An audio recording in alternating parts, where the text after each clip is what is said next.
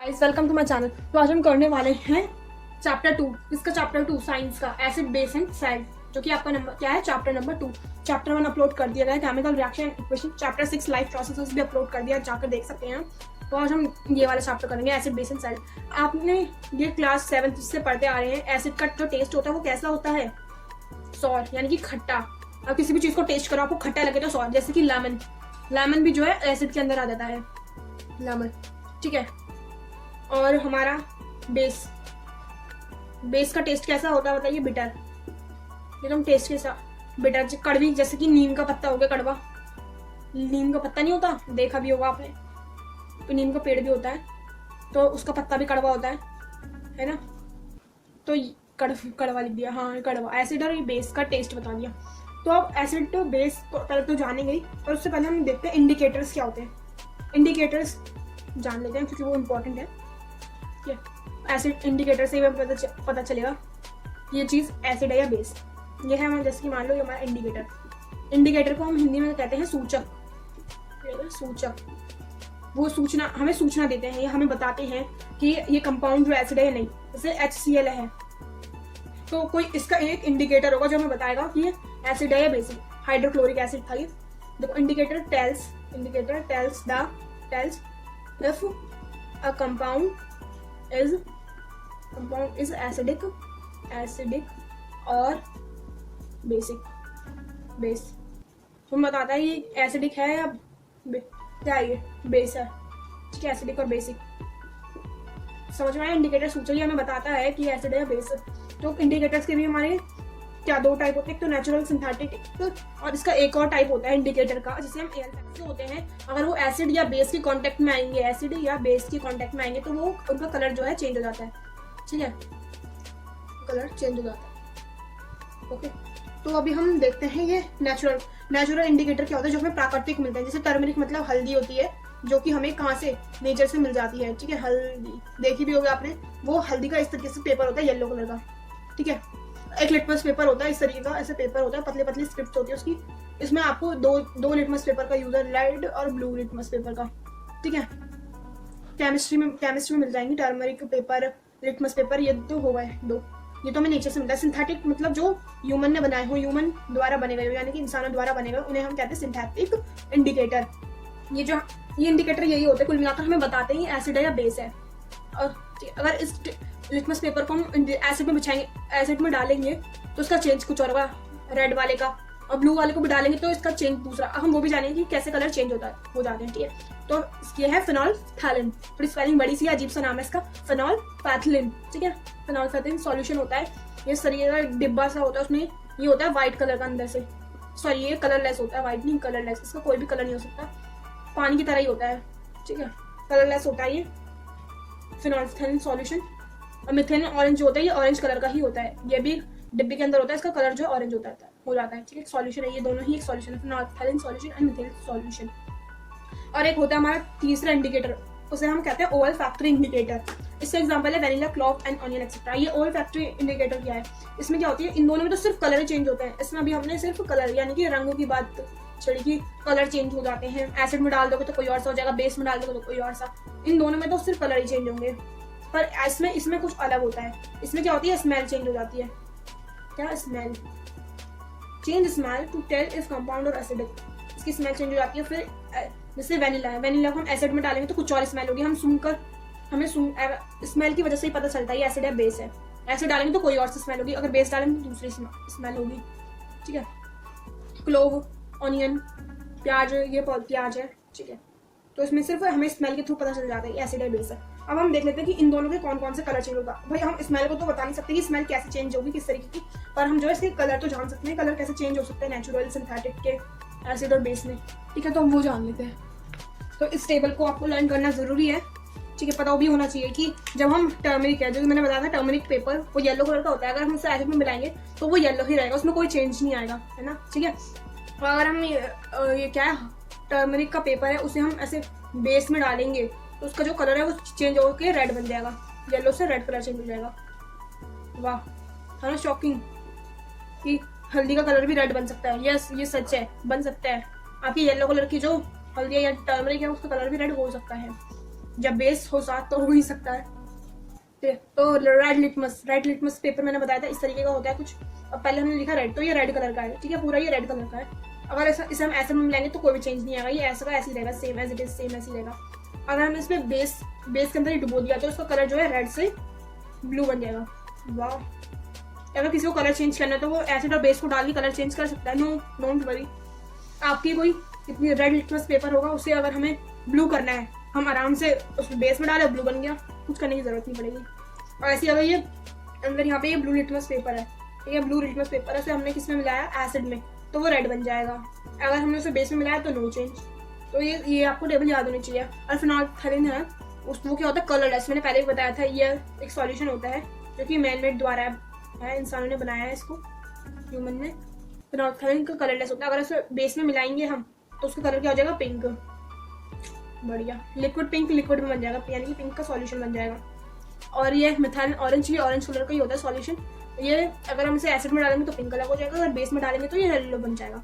ठीक है, इतना टेबल तो क्लियर हो गया। अब हम कुछ एसिड के नाम जान लेते हैं जो कि इस चैप्टर में यूज हुआ है एसिड, और कुछ बेसिस के हम कंपाउंड जो है वो देख लेते हैं। ठीक है, तो ये कुछ एसिड के नाम है ना, लर्न कर लेना। H2SO4 को हम सल्फ्यूरिक एसिड कहते हैं, HNO3 को हम नाइट्रिक एसिड कहते हैं, HCl को हम हाइड्रोक्लोरिक एसिड कहते हैं, फिर H2CO3 को हम कार्बनिक एसिड, CH3COOH को हम एसिटिक एसिड कहते हैं। तो हम बेस जान लेते हैं। तो आपने एसिड देख लिया। अब ये कुछ बेसिस के नाम है। NaOH को हम कहते हैं सोडियम हाइड्रोक्साइड, MgOH2 को हम कहते हैं मैग्नीशियम हाइड्रोक्साइड, AlOH3 को हम कहते हैं एल्यूमिनियम हाइड्रोक्साइड, CaOH2 को हम कहते हैं कैल्शियम हाइड्रोक्साइड, KOH को हम कहते हैं पोटेशियम हाइड्रोज। अब हमने एसिड और बेस तो जान लिए, अब उसके आगे हम देखते हैं। ठीक है, बेस एसिड और बेस के कुछ जान लिए ना। अब देखते हैं हम अगर एसिड, ठीक है, ये इम्पोर्टेंट है, एसिड प्लस जो ये मेटल है वो मिलता है तो हमारा ये, अगर ये दोनों ना हमारे रिएक्टेंट है, रिएक्टेंट्स। ठीक है, तो फिर प्रोडक्ट क्या आएगा भाई, जानना है। प्रोडक्ट में यहाँ पे आएगा सैल्ट। आपका सैल्ट निकालने का भी एक ट्रिक है, वो मैं बताऊंगी आपको। और यहाँ पे आपकी हाइड्रोजन गैस आती है, यानी H2, हाइड्रोजन गैस पूरा लिख लेना। ये आपके प्रोडक्ट्स होंगे। ठीक है, इतना तो क्लियर हो गया कि एसिड में अगर मेटल मिलाएंगे तो सैल्ट और हाइड्रोक्साइड बनेगा। ठीक है, अब इसी से रिलेटेड मैं आपको एक क्वेश्चन दे देती हूँ, वो मैं यहाँ लिख देती हूँ। तो ये है आपका क्वेश्चन नंबर 1, मान लो इसे। Hydrochloric acid react with iron filling from equation. हमें एक इक्वेशन फॉर्म करनी है। हाइड्रोक्लोरिक एसिड को हम कह सकते हैं HCl। तो देख रहे हैं यहाँ पे हमने फर्स्ट में एसिड लिखा, react with iron filling, iron को क्या लिखते हैं Fe, और आयरन क्या है, एक मेटल। तो अब इसका आपको H2 तो यहाँ पे सेम ही आएगा यहाँ पे। अब क्वेश्चन में आएगा इसका सैल्ट निकालो भाई। तो हम यही जानेंगे कि इसका हम सैल्ट कैसे निकाल सकते हैं। ये आपका एक पॉजिटिव आयन है, ये आपका नेगेटिव आयन है। HC जो आपका ये पॉजिटिव, H जो है ये पॉजिटिव है, Cl जो आपका नेगेटिव आयन है। इतना तो क्लियर हो जाना चाहिए आपको। Fe, ठीक है, सॉरी Fe तो दोनों एक ही है, आयरन। तो इसमें हम क्या करेंगे, FeCl2, यहाँ पे जो बनेगा आपका FeCl2 बनेगा। ये Fe क्या है, मेटल का हमने पॉजिटिव साइड लिया है, इसमें तो पॉजिटिव आयन है। हमें क्या लेना है, मेटल का कैटायन लेना है। कैटायन पता है ना, पॉजिटिव आयन। और जो ये आपका है एसिड का नेगेटिव आयन लेना है। एसिड का नेगेटिव आयन क्या है, Cl2। एसिड का हमें एनायन लेना है। ठीक है, कैटायन और एनायन तो पता ही होगा आपको, इसका पॉजिटिव आयन होता है, ये माइनस आयन होता है। ठीक है, पॉजिटिव माइनस आयन। इसमें यही ट्रिक थी कि आपको सैल्ट निकालने की आसान ट्रिक है बहुत ही। जो इसका पॉजिटिव वाला पार्ट है वो हमने यहाँ पे पहले लिख लिया, मेटल का पॉजिटिव पार्ट पहले लिखा Fe, फिर इसका जो Cl है नेगेटिव पार्ट वो हमने यहाँ लिखा। तो इस क्वेश्चन से भी जिसको समझ में नहीं आया तो वो नेक्स्ट क्वेश्चन में समझ सकता है इजीली, नो प्रॉब्लम। अब इस इक्वेशन को फॉर्म करो। सल्फ्यूरिक एसिड को क्या बोलते हैं हम, H2SO4। तो ये तो क्या हमारा सल्फ्यूरिक एसिड है। उसके बाद इसमें क्या क्या है, एल्यूमिनियम पाउडर के साथ रिएक्ट किया। एल्यूमिनियम को A लिखते हैं, ये क्या हमारा मेटल है, साफ साफ पता चल रहा है। ये हमारा क्या है, एसिड। ठीक है, और फिर क्या बनेगा, प्रोडक्ट साइड में यहाँ पे सैल्ट आएगा कोई, जो कि हमें सैल्ट पता नहीं है। ठीक है, और उसके प्लस में तो हाइड्रोजन का आयन तो हो ही, हाइड्रोजन गैस। यहाँ पे हम हाइड्रोजन गैस लिख देते हैं, हाइड्रोजन गैस। ठीक है, इतना तो क्लियर है। अब हम इसका कैसे निकालेंगे ये, तो हमने आता है इसका पॉजिटिव वाला पार्ट लिखना में। तो पॉजिटिव पार्ट इसका यही है, Al, ये दोनों। तो हम इसके पॉजिटिव पार्ट में यहाँ पे Al लिख लेंगे पहले, फिर इसका Al तो लिख दिया। इसका नेगेटिव पार्ट क्या है, SO4। तो Al के साथ यहाँ पे आ जाएगा 2SO, यहाँ पे क्या आएगा 4, यहाँ पे 3। ठीक है, ये क्वेश्चन फॉर्म भी कर दिया, और ये फॉर्म करके जो यहाँ पे 2 और ये 3 आया ना, वो बैलेंस करने के लिए आया है। ठीक है, H2SO4 Al, ये तो पॉजिटिव पार्ट है, इसका नेगेटिव पार्ट है। नेगेटिव को हमने बाद में लिखा, पॉजिटिव को हमने फर्स्ट में लिखा है। ठीक है, ये भी इससे तो क्लियर हो ही गया होगा पूरा। अब देखते हैं हम कि लोग को, जो साइंटिस्ट लोग नहीं, आई मीन साइंटिस्ट जो थे, ठीक है, इन साइंटिस्ट के खड़े खड़े बाल, इनको ये पता कैसे चला कि यहाँ पे जो है हाइड्रोजन जो गैस है वो लिबरेट करती है, यानी कि हाइड्रोजन गैस जो निकलती है। ये साइंटिस्ट को पता कैसे चला कि लास्ट में जो है H2 गैस होगी। इसलिए पता चला जब हम ये सॉल्यूशन कर रहे हैं, मतलब इसका कोई भी केमिकल रिएक्शन कर रहे हैं, अगर उसमें से हाइड्रोजन गैस जो है निकलेगी तो एक पॉप पॉप साउंड आएगा। जैसे हम कोई पटाखा नहीं फोड़ते, सिर्फ कौन सा बम कहते हैं उसे, याद नहीं आ रहा अभी, छोटा सा व्हाइट कलर का इतना इतना सा, उसको से नीचे फेंकते हैं, उसका जो साउंड आता है पॉप का, पता नहीं क्या, लहसुन बम, हाँ याद आ गया, लहसुन बम, हाँ यहाँ से बम लिख दो, लहसुन बम। उसको से फेंकते हैं तो उससे आवाज नहीं आती पट पट पॉप पॉप, जिसे फेंकने में पट, तो वैसी आवाज आती है जब हम इसका क्या करते हैं, केमिकल रिएक्शन करते हैं इसका, तो एक पॉप पॉप साउंड प्रोड्यूस होता है, तो उससे हमें पता चलता है। तो इससे क्वेश्चन भी बन सकता है हमारा कि which gas liberate when metal and acid react. जब एक मेटल, देखो यहाँ पे मेटल और एसिड जो रिएक्ट करता है तो कौन सी गैस लिबरेट होती है, तो ये क्वेश्चन बन सकता है आपका 1 मार्क में। तो इसका आंसर क्या होगा, हाइड्रोजन गैस, H2 लिख दो, ठीक है, इतना तो क्लियर हो गया होगा। अब मैं आपको 2 इक्वेशन देती हूँ जिससे कि आपको क्या करना है, पूरी करना है इक्वेशन को पूरा, ठीक है। यहाँ पे लिख देती हूँ मैं फॉर्म इक्वेशन। अभी मैं कोई स्टेटमेंट नहीं दे रही आपको, 2 स्टेटमेंट हमने कर ली थी वहाँ पे, तो अभी 2 आप ये करके दिखाओ, ठीक है। H2SO4 प्लस Zn, इसके आगे आपको खुद बनाना है HCl प्लस Mg, ठीक है। इसके आगे तो आपको बनाना है, यहाँ पे पता है क्या आएगा सबको, H2, यहाँ पे H2। अब इसके आगे बताओ यहाँ पे क्या आएगा, यानी कि सेल्ट क्या है, आपको फाइंड आउट सेल्ट करना है। ये आपको क्वेश्चन आ सकता है, बहुत ही ज्यादा इंपॉर्टेंट है, यहाँ पे वीडियो इंपॉर्टेंट, मोस्ट इंपॉर्टेंट, ठीक है। सोचो तुम तब तक, तो इक्वेशन बनाओ, जिसकी बन जाएगी ना वो कमेंट कर देना, देखती हूँ मैं किसका सही आंसर आएगा। उम्मीद कर लिया होगा तुमने। Zn क्या है, मेटल वाला पार्ट है, तो इसे हमें क्या लिखना था, Zn को हमें यहाँ पे लिख लेना है, यहाँ पे हम Zn लिख लेंगे। तो इसका नेगेटिव पार्ट क्या है, SO4, तो जी हाँ हम लिख दिया हमने। फर्स्ट में हमें क्या लिखना है, मेटल फर्स्ट में लिखना है, उसके बाद हमें इसका ये लास्ट वाला पार्ट लिखना है। ये क्या हमारा एसिड का एनायन पार्ट लिखना है, ये माइनस का है यहाँ पे और ये पॉजिटिव है, तो माइनस का लिखना है, ये पॉजिटिव वाला है। तो हमने ऐसे बना दिया इसका सेट, ऐसे ही इसका भी सेट बना लेते हैं हम। इसका यहाँ पे क्या Mg, यहाँ पे Mg लिख लेंगे, और इसका यहाँ पे नेगेटिव पार्ट क्या है, यहाँ पे Cl, MgCl, यहाँ पे 2 हो जाएगा। तो ये 2 इक्वेशन फॉर्म कर ली। जिसने ये लिखा था तो उसके लिए क्लैपिंग हो जाए, मैं क्लैपिंग कर लेती हूँ। इसका आंसर सही गया है, उसके लिए क्लैपिंग, वेरी गुड। आप ही समझ गए हो, समझने लग गए हो, धीरे धीरे करके सब समझ में आ जाएगा, ठीक है। और उसके बाद हम देखते हैं कि देखो दही आपका क्या है, खट्टी होती है दही, तो दही जो आपका ये एसिड है, ठीक है। दही जो आपका क्या कहा जाएगा, एसिड। पर इस एसिड को आप अगर मेटल के कंटेनर में रखेंगे, मेटल का ये कंटेनर है, उसमें अगर आप दही डाल दोगे तो सैल्ट के रूप में, जैसे हम यहाँ पे लिखते हैं ना, दही प्लस मेटल कंटेनर, तो सैल्ट तो निकलेगा नहीं, पर सैल्ट तो निकलेगा, पर सैल्ट के रूप में पॉइजन निकलेगा, ठीक है। क्या है पॉइजन, जिससे कि आप मर सकते हैं, टह बोल सकते हैं आप, ऊपर आसमान में चले जाएंगे, आसमान में ही रहना। तो कभी भी दही को मेटल के कंटेनर में मत रखना। यहाँ पे H2 गैस तो लिबरेट होगी, वो कैसे पता चला हमें, पॉप पॉप साउंड होता है। लहसुन बम का मैंने एग्जांपल दिया, जैसे लहसुन बम की आवाज होती है ना, तो वैसी आवाज निकलती है जब हम इन दोनों को मिलाएंगे तो ऐसी आवाज तो आएगी। हाँ, तो ये देख लिया, कभी मत करना ऐसा, वरना तुम जहर खा लोगे मर जाओगे, तो ये गलती कभी मत करना। कंपाउंड याद हो ना हो, एसिड बेस कुछ याद हो ना, पर ये जरूर याद रखना, जिंदा रहना तो ये याद रखना भाई, कभी भी मत भूलना गलती से भी। जहर खा लोगे, वरना इनडायरेक्टली पता भी नहीं चलेगा कि जहर खाया मैंने, जहर तो था ही नहीं यहाँ पे, तो मैंने खाया कैसे, वो इस वजह से ही होता है। अब हम देखते हैं एसिड प्लस मेटल देखा हमने, क्या देखा, एसिड, हाँ तो मम्मी ने बुला लिया था खाना खाने के लिए, इसलिए मैं ऊपर चली गई थी। तो हम आगे स्टार्ट करते हैं, एसिड प्लस मेटल कार्बोनेट। पहले हमने मेटल प्लस किया, अब मेटल कार्बोनेट करेंगे, ठीक है, कार्बोनेट। और इसी की जगह हम ये भी कर सकते हैं, और मेटल और लिखना था O2 लिख दिया, ज़्यादा केमिस्ट्री लग गई। मेटल हाइड्रोजन कार्बोनेट, ठीक है, कार्बोनेट। इसमें होगा क्या, दोनों में ये तो जैसे ये क्या है, रिएक्टेड। अब प्रोडक्ट साइड में एक तो सैल्ट तो होगा ही होगा, कंफर्म है, और फिर प्लस में क्या होगा हमारा CO2 प्लस H2O, तो ये तो होना ही होना, CO2 और H2 तो रहेंगे ही रहेंगे, ठीक है। बस इसमें भी सैल्ट है, इसकी भी वही ट्रिक है इसकी जो हमने पहले देखी थी। तो अब हम इसके कुछ एग्जाम्पल देख लेते हैं। जैसे कि एग्जाम्पल हमारा फर्स्ट एग्जाम्पल है Na2CO3 प्लस HCl। इसको रफ कर दें, plus HCl NaCl plus CO2 plus H2O। इसमें हमें ये बनाना है, चलो इसको अभी ये बनाएंगे हम, Na2HCO3 प्लस HCl। यहाँ पे हमें बनाना है सैल्ट, यहाँ पे CO2 और H2O, तो ऐसे ही रहेगा सेम, ठीक है। तो हम देखते हैं यहाँ पे क्या आएगा। ये हमारा एसिड तो हमारा ये है, ठीक है, ये हमारा क्या metal, same as it is, ये मेटल है हमारा, ये एसिड है।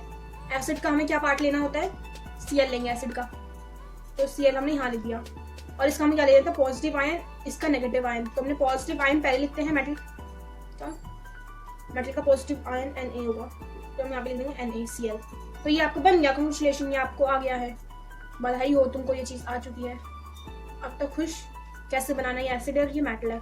इसको ऐसे लिखना है, आप कहोगे एसिड पहले क्यों नहीं लिखा मेटल बाद में, इसे ऐसे भी लिखनी है, एसिड HCl को आप पहले भी लिख सकते हैं, इसमें कोई प्रॉब्लम नहीं है, ठीक है। और इसमें भी हम ऐसे लिखेंगे, HCl तो इसमें बाद में ही आएगा, क्योंकि HCl जो है ये क्या हमारा यहाँ पे नेगेटिव आयन है, और ये जो हमारा है Na वो पॉजिटिव आयन है।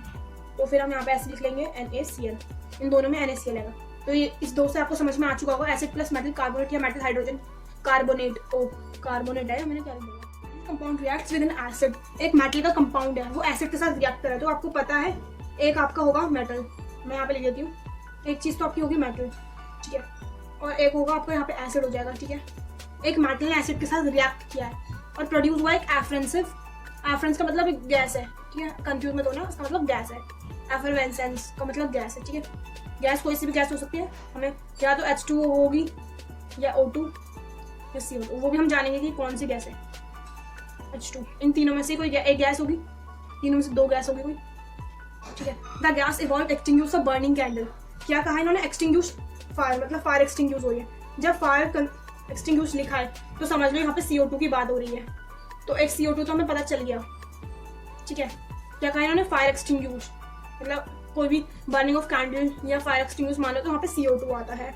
और यहाँ पे ये भी लिखा आ सकता है कि टर्न्स मिल्की, इसकी जगह कुछ भी लिखा आ सकता है, इसको कोई बर्न एक्सटिंग्यूश कैंडल या एक्सटिंग्यूश ऑफ बर्निंग, तो CO2 मान लो। Turns milky lime water, turns ये लिखाएगा टर्न्स लाइम वाटर मिल्की, जो लाइम वाटर है वो मिल्की हो चुका है, तो उसके लिए भी मतलब ये CO2 गैस वो है। अगर H2 आएगा तो आपको पता ही है क्या होगा, बर्न्स विद पॉप साउंड, ये पॉप साउंड आएगा, पॉप साउंड प्रोड्यूस होगा, वो तो आपको पता है। हाँ, पॉप साउंड कहीं नहीं लिखा, ना बर्न पॉप साउंड, तो इसमें H2 तो बिल्कुल नहीं आएगा। जब H2 नहीं आएगा बचा क्या, CO2 बचा, एक हमारा CO2 यहाँ नहीं लिखेंगे, CO2 तो थर्ड नंबर पर आता है, यहाँ पे तो सैल्ट आता है, यहाँ पे गैस आ जाएगी दोनों, CO2 प्लस H2O, तो ये हमारी दो तो गैस हो गई। तो यहाँ पे मैं G लिख देती हूँ, यहाँ पे G।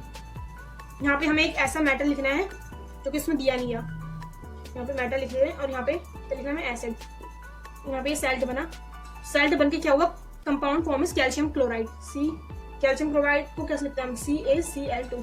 फिर ये जो इक्वेशन बनेगी उसको हमें क्या करना है, बैलेंस, हम बैलेंस भी करेंगे, क्योंकि बैलेंसिंग करना हमने जाना था चैप्टर नंबर 1 में अच्छे से बैलेंसिंग। जिसने चैप्टर 1 की वीडियो नहीं देखी तो वो मेरे चैनल पे जाकर देख सकता है, लिंक मैं आपको डिस्क्रिप्शन में दे दूंगी, साइंस की प्लेलिस्ट की, क्लास 10। तो CaCl2 एग्जाम में ऐसा क्वेश्चन बहुत बार पूछा जाता है कि वो आपको ये दे देगा सेल्ट और पूछेगा इसमें मेटल और क्या ये एसिड बताओ, तो हम मेटल में कहते हैं ये पॉजिटिव आयन है, वो क्या होगा, मेटल होगा, मेटल में पॉजिटिव आयन खाते पहले आता है, ठीक है। इतनी तो हिंट मिल रही है, Ca पहले आता है मेटल, और ये Cl है वो यहाँ आएगा, Ca क्या है, नेगेटिव आयन, नेगेटिव आयन क्या होता है एसिड का, ये पॉजिटिव आयन। अब Cl किसके बाद में होता है, कौन सा एसिड है जिसके बाद में Cl है, ऑब्वियसली पता है Cl हाइड्रोक्लोरिक, मैंने पहले आपको एसिड के नाम बता दिए थे जिससे कि आपको याद, हाइड्रोक्लोरिक एसिड, ठीक है, इतना तो क्लियर है। अब जब भाई तुम्हें यह पता होना चाहिए Cl के आगे कौन सा क्या लगाए हमारा, कि हमारा एसिड बन गया, तो H लगाएंगे HCl हो जाएगा ये, ठीक है। और फिर इसमें देखेंगे हम Ca के आगे, C के आगे क्या लगाए हम, CaCO3, कैल्शियम कार्बोनेट, जो मेटल है वो क्या है, कैल्शियम कार्बोनेट, यहाँ पे लिख देती हूँ कैल्शियम कार्बोनेट। अब आपकी एक इक्वेशन बन चुकी है, अब उसको हम बैलेंसिंग करते हैं। चलो मैं इनको बैलेंस करके भी दिखा देती हूँ आपको। तो बैलेंस करने के लिए क्या करना होता है, फर्स्ट ऑफ ऑल ये आपने यहाँ पे लिख दिया इक्वेशन, अब उसके आपको एलिमेंट्स अलग अलग करके लिखने हैं। पहले तो यहाँ पे आप लिख लो इनिशियल, और यहाँ पे टेबल बनानी है। फर्स्ट ऑफ ऑल कुछ नहीं करना, ये नहीं देखना इक्वेशन बड़ी है या छोटी है या कैसी है, छोटी है तो पहले खुश भी नहीं होना, बड़ी है तो दुखी भी मत होना, न्यूट्रल रहना। हम टेबल बनाते हैं तो इनिशियल और फाइनल यहाँ पे लिख दिया और यहाँ पे आपके जितने भी एलिमेंट्स हैं वो आपको यहाँ पे लिख देने हैं, ठीक है। जैसे कि हमारे यहाँ पे कौन कौन से हैं, देखिए ये सारे हमारे क्या एलिमेंट्स हैं। CA, अब इनिशियल साइड में देखो CA कितना है, इनिशियल कह सकते हैं, रिएक्शन से प्रोडक्ट कह सकते हैं, हमने इनिशियल और फाइनल माना। CA कितना है यहाँ पे, यानी 1, CA यहाँ 1 है, और यहाँ पे C कितना है, ये C भी 1 है यहाँ पे, ठीक है, ये C 1, और H यहाँ पे कितना है, H भी यहाँ पर 1 है, Cl कितना है यहाँ पर 1, इसमें तो ये सारे 1 1 ही है, और साइड जो O है वो 3 है, फिर हम यहाँ पे 3 देंगे। अब हमने प्रोडक्ट साइड में चलना है, CA देखना है कितना यहाँ पे, तो 1 ही CA दिख रहा है हमें, यस। और फिर हम C को देखेंगे, C यहाँ पे कितना है 1, C भी 1 है। अब H की बात करें तो H यहाँ पे कितना है 2, H हम यहाँ पे 2 लिख लेंगे। फिर Cl को देखेंगे हम, यहाँ पे Cl कितना है 2, यहाँ पे 2 लिख लेंगे। फिर O को देखेंगे हम, O यहाँ पे कितना है 1 और यहाँ पे 2 और 1 कितना होगा 3। तो हमें इसमें देखने की जरूरत यह है कि बैलेंस, ये ऑलरेडी बैलेंस है, ये भी बैलेंस है, ये भी बैलेंस है। बैलेंस है तो क्या, इसमें हमें 2 लाना है और इसमें 2, तो इसमें 2 आ सकता है। बस हमें क्या करना है, इसको यहाँ से नीचे से रफ कर लो। पहले आप भी सोचो कि इसको कैसे बैलेंस करना है, बहुत ईजी है। इसमें बस एक ही चीज़ करनी है हमें इस इक्वेशन को बैलेंस करने के लिए। हमें क्या चाहिए, यहाँ पे इनिशियल साइड में 2 चाहिए, तो लो हमने यहाँ पे 2 लगा दिया। अब H जो हो गया हमारा 2 हो गया, और जो हमारा Cl है वो भी 2 हो गया। तो जो नई न्यू इक्वेशन बनेगी वो इस तरीके से बनेगी। पहले वाली अगर इक्वेशन पहले देखें तो 2 हटा दो, फिर ये 2HCl, तो ये आपका बैलेंस भी होगा इक्वेशन, ठीक है। इसमें तो अभी ये बैलेंसिंग करना देख लिया आपने। अब हम देखेंगे जब एसिड और मेटल को तो हमने देख लिया, और जब एसिड और बेस मिल जाते हैं तो क्या होता है, बताइए। देखिए एसिड और जब बेस मिलते हैं तो क्या, न्यूट्रल होते हैं ये दोनों, न्यूट्रल यानी कि बराबर, खत्म हो जाता है। अगर हमें एसिड को खत्म करना है तो उसमें हम बेस डाल देंगे तो वो एक समान हो जाएगा। अगर जैसे ये 2 है, इसमें 2 इसमें ये हमने 3 मिला दे, चलो 3 और 2 ये दोनों आपस में 2 बन जाएंगे, 3 बन जाएंगे, दोनों सेम ही होंगे, पर या तो ये दोनों 2 होंगे या ये दोनों 3 ही होंगे। ये हमेशा न्यूट्रल रहते हैं। और जब आपके देखा होगा कि जब स्टमक में एसिडिटी हो जाती है, तो आपकी एसिडिटी हो जाती है तो मुंह पूरा ऐसे पेट दर्द करने लग जाता है, मतलब तो उस वक्त सब क्या कहते हैं, इनो लो है, इनो पीते हैं ना। इनो क्यों पीते हैं, इनो क्या है, बेस, और वो एक हमारी एसिड रही है। अब अगर हमें एसिड को न्यूट्रल करना है, यानी कि एसिड को हमें खत्म करना है, तो हम क्या करेंगे, बेस खा लेंगे, बेस पी लेंगे या खा लेंगे, जो भी करेंगे। तो ये स्टमक में पहले तो एसिड आया, फिर हमने बेस खाया, जब ये दोनों मिल जाते हैं तो ये हो जाता है न्यूट्रल, और हमारी जो एसिडिटी होती है वो खत्म हो जाती है, और हमारा पेट जो है सही हो जाता है, और हम पहले की तरह हैप्पी हो जाते हैं। तो यही रीजन है हमारा एसिडिटी जब होती है तो हम इनो पीते हैं। एसिडिटी में इनो क्यों पीते हैं, बहुत लोगों को क्वेश्चन होगा, अब हम चलेगा इनो क्यों पीते हैं, क्योंकि इनो बेस है और ये एसिड है, और ये एसिड खत्म कर देता है, मतलब इतना तो जान लिया, पेट में ही एसिड को खत्म कर देता है बेस।